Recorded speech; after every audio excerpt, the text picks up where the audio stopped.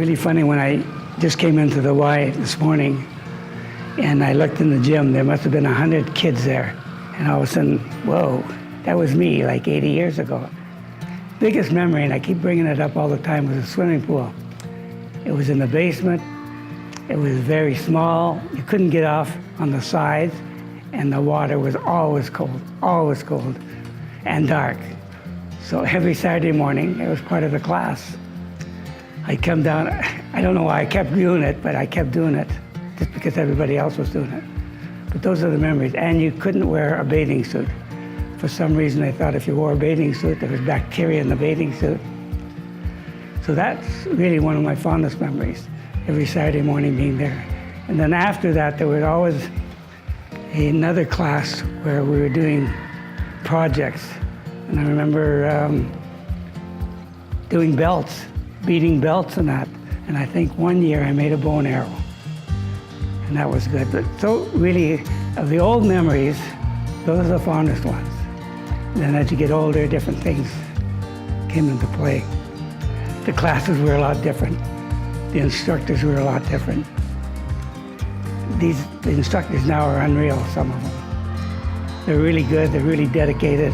I remember at one point, because of my age or the length of time, they wouldn't let me into the men's section. And one year, I reached that age limit, and I got into the men's section with people that I knew, so that was kind of a huge thrill for me.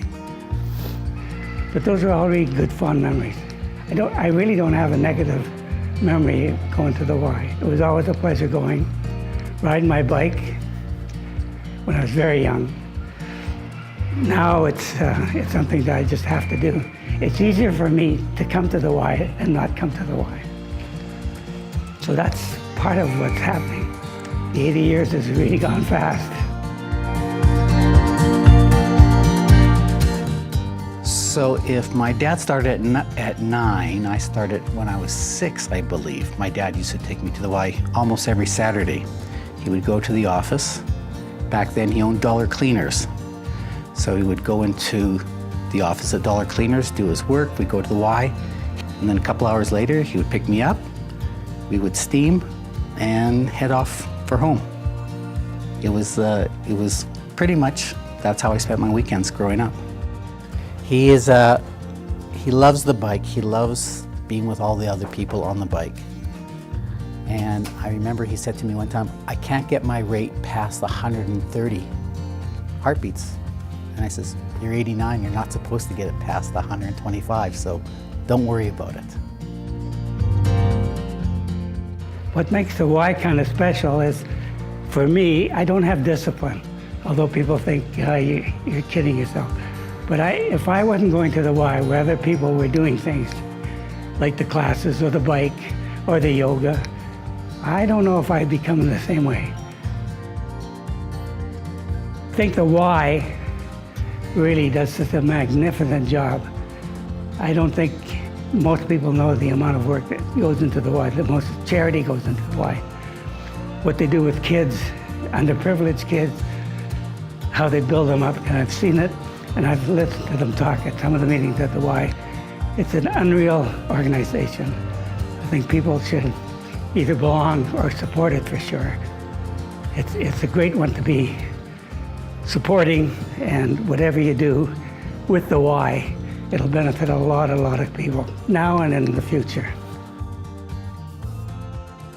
One of the other fond memories that I have is that I took my 3 kids to the Y when they were really small, mostly swimming. So there were a lot of good memories about that. And later on, I took my grandkids to the Y, all 5 of them, and that was a lot of fun.